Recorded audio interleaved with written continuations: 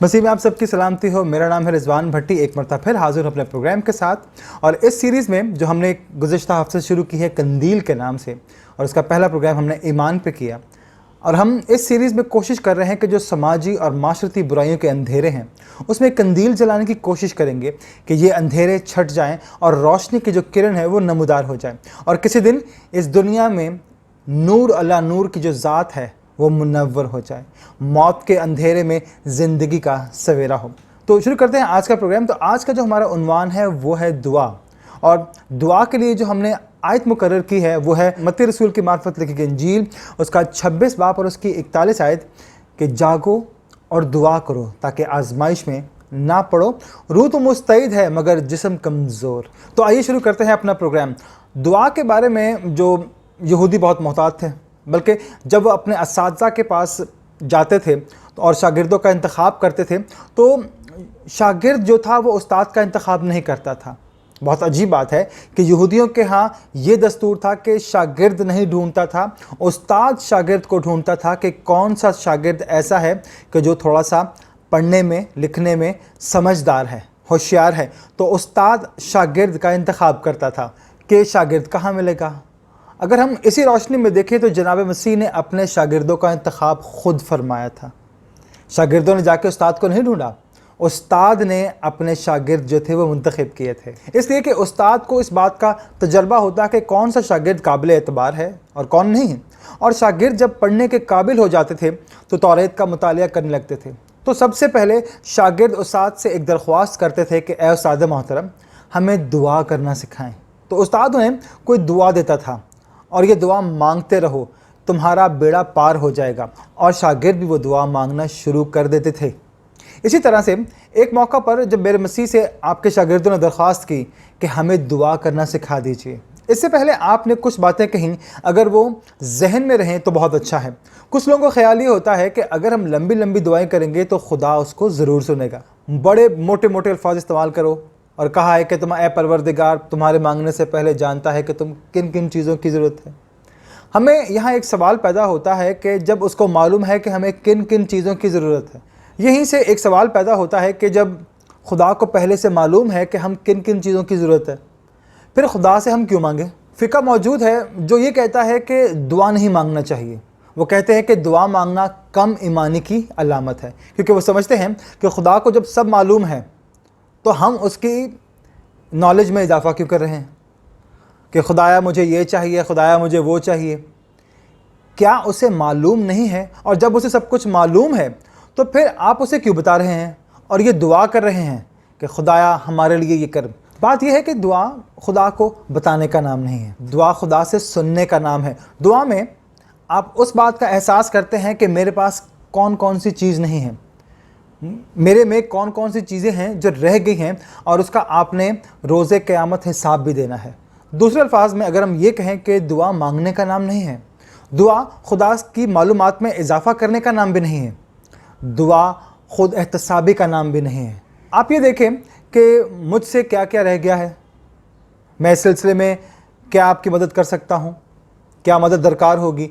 जनाब मसीह के बारे में जब हम उसकी ज़िंदगी का मुताला करते हैं तो हमें मालूम होता है कि कोई भी फ़ैसला करने से पहले आपने दुआ की। अपने शागिर्दों को भी कहा कि दुआ करो, और दुआ सिखाई, और जब दुआ सिखाई तो कहा कि ए परवरदिगार आलम, सबसे पहले तो हम आपकी तारीफ़ व तमजीद करते हैं कि आप ही तारीफ़ के लायक हैं।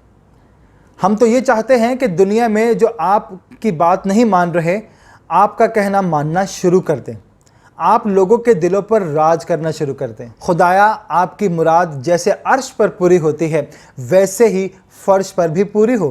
फिर उसके बाद आपने कहा कि अपनी ज़रूरियात पेश करो, लेकिन पहले खुदा की बात करो, उसके बाद अपने लिए करो, अपनी बात करो। और बात करने से पहले सोच लो कि ये कहो कि देखें कि आप एक दूसरे को माफ़ नहीं करते तो परवरदिगार आपको कैसे माफ़ कर देगा। उन लोगों को माफ़ कर दिया जिन्होंने हमें तकलीफ़ पहुंचाई, और उस बात से तो इनकार ही नहीं है कि आप मुसलसल तकलीफ़ पहुंचाते रहते हैं।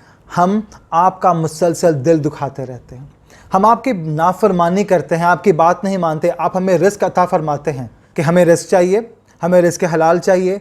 हम बहादुर नहीं हैं, हम बुराई का मुकाबला नहीं कर सकते। हमें आजमाइश से बचाए रखें, हमें इम्तिहान में मत डालें। हम कमज़ोर इंसान हैं, अपनी कमज़ोरी का एतराफ़ कीजिए। आप ये देखें कि इस दुआ में कहा गया है कि पहले परवरदिगार की तमजीद, अपनी कमज़ोरी का एतराफ़, परवरदिगार से कुछ वादे, और आखिर में ये कहें कि हम कुछ नहीं कर पाते हैं। और उसके बाद अगर हम देखें तो जनाब मसीह ने जब अपने शागिर्दों को दुआ सिखाई और दुआ सुनी तो बहुत हैरान हुए कि ये ऐसी दुआ तो किसी ने नहीं सिखाई आज तक। हमें ये कहना है कि हमें रोज़ का रिज़्क़ अता फरमाइए, लेकिन अगर आप उस पर मज़ीद गौर करें तो आपको ये मालूम होगा, और इसमें एक बात की गई है, अगर हम इस पर गौर करें तो इसमें यह कहा गया है कि कल की रोटी हमें आज फरमा दे, जो रिज़्क़ हमें कल मिलने वाला है हमें आज दे।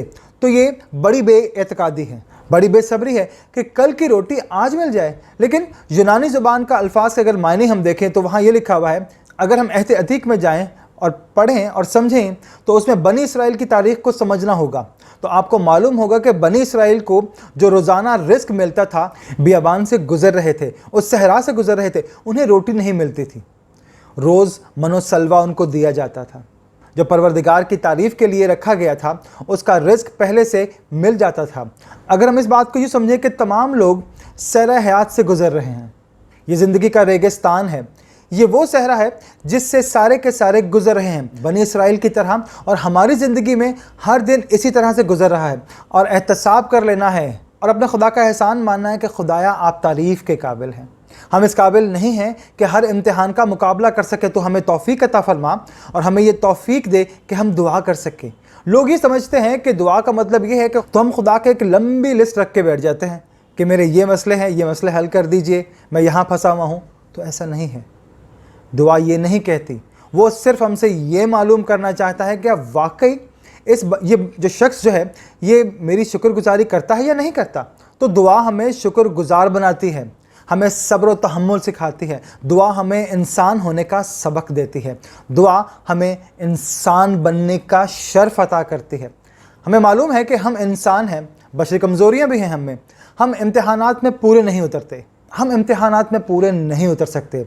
खुदाया हमें इससे बचा के रखी, और आखिर में उस शरीर से बचा के रखे एक वो ही है जो हमारी तलाश में है, हमारे इख्तियार में नहीं है, जो हमारे बस में नहीं है कि हम उसका मुकाबला कर सके। हमें तौफीक अता फरमा दीजिए। ये था वो दुआ का तसव्वुर उन्होंने जो पेश किया।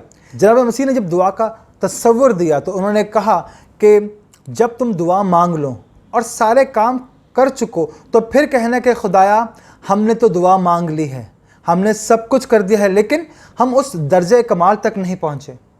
हमारे जो तकाज़े हैं वो आप पूरे कीजिए, लेकिन हम उस दर्जा कमाल तक नहीं पहुँचे जो कि तकाज़ा है दुआ का। तो हमें हमारी दुआओं को उस तक पहुँचाइए। दूसरे अल्फाज में अगर हम यूँ कहें कि शुरू से लेकर आखिर तक तमाम की तमाम दुआ ऐसी है। दुआ जो है हमारे लिए एक नमूना ठहराई गई है, लेकिन आप जब दुआ मांगें और मुकाबला उन दुआओं से करते हैं जो मेरे मसीह ने ख़ुद फरमाई, तो आपको ज़मीन और आसमान में फ़र्क दिखाई देगा। आपने खुदा की तारीफ़ की, उसका इनकार नहीं किया, लेकिन आपने कभी ये नहीं कहा कि मुझे उन बुराइयों से बचाए रखें, मुझे आजमाइश से बचा के रखें, शैतान की शैतानियत से दूर रखें। नहीं, जब शैतान अपनी पूरी शैतानियत से, आपने ख़ुद अपनी ज़ात से उसका मुकाबला किया और हमें यह सिखाया कि तुम उसका मुकाबला नहीं कर सकते क्योंकि तुम इंसान हो। तो आपकी दुआ, आम तौर पर लोग दुआए रुबानी कहते हैं कि जनाब मसीहा की दुआ है, ये गलत बात है। बल्कि जनाब मसीहा ने हमें ये दुआ करना सिखाया है कि तुम ऐसे दुआ मांगो। ये नहीं कहा कि ऐसे दुआ मांगता हूँ। मसीहा ने जब दुआ करना सिखाया तो मसीह की जो दुआ थी वो बिल्कुल अलग थी। वो अपनी ज़ात में ख़ुद खुदा है, वो ऐसी दुआ थोड़ी मांगेंगे। ये तो मेरे और आप जैसे कमज़ोर लोगों के लिए है। तो जब आप दुआ मांगे या मैं दुआ मांगूँ तो ये एहसास होना चाहिए कि हम इंसान हैं। वो दुआ मांग नहीं सकते जो आप मांगा करते थे। हमसे तो ये कहा गया है कि ए बाप, जब आपने दुआ मांगी तो कभी हमारे नहीं कहा। जनाब मसीह ने जब दुआ की तो उसने हमारे इस्तेमाल नहीं किया, उसने कहा मेरे बाप, ए बाप, क्योंकि आप उसमें किसी को भी शराकतदार नहीं बना सकते, क्योंकि वो रिश्ता आपका और परवरदिगार का है। उस रिश्ते में कोई और शामिल हो ही नहीं सकता। हम सब मुश्तरक हैं। इस पूरी दुआ में आपने कहा कि हमें रोज़ की रोटी आज अता फरमाइए।